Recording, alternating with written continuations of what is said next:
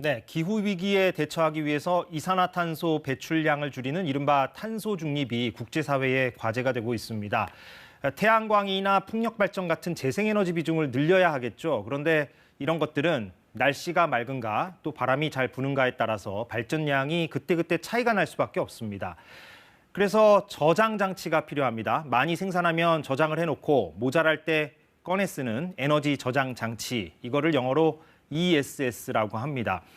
최근 ESS 시장이 빠르게 성장하고 있습니다. 연평균 30% 넘게 성장을 해서 9년 뒤에는 시장 규모가 60조 원에 이를 거라는 전망도 나올 정도입니다. 여기에 적극 참여를 해서 성과를 내야 하는데 한국의 ESS 시장은 많이 위축돼 있고 투자도 원활하지 못하다고 합니다. 왜 그런 건지 이유를 취재했습니다. 박대기 기자입니다. 미국 캘리포니아의 세계 최대 ESS 시설.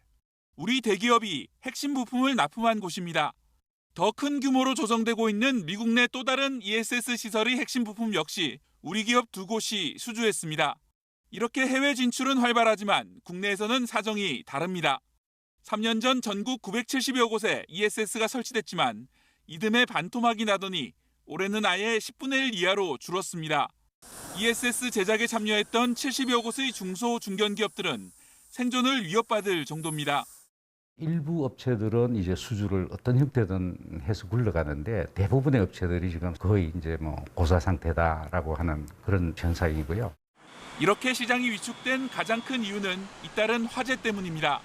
ESS 화재 사고는 2018년보다는 눈에 띄게 줄었지만 우려는 좀처럼 사라지지 않고 있습니다. 특히 화재 원인이 명확하게 규명되지 않았다는 게 문제입니다. 논란이 남아있다 보니 신규 투자를 꺼리는 경우가 적지 않습니다. 안전에 대한 책임을 지는 기관이 이렇게 하면서 가이드라인을 제시를 해줬으면 좋겠다. 민간 투자자들이 그 가이드라인에 따라서 경제성도 따져볼 것이고.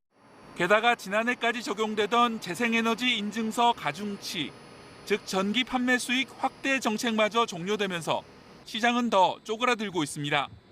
전력을 저장하고 내보내는 역할에 대한 적절한 보상이 이루어지는 그런 시장이 마련돼 있지는 않습니다. 보상 제도가 들어오는 것이 일단은 필요하다고 보고요.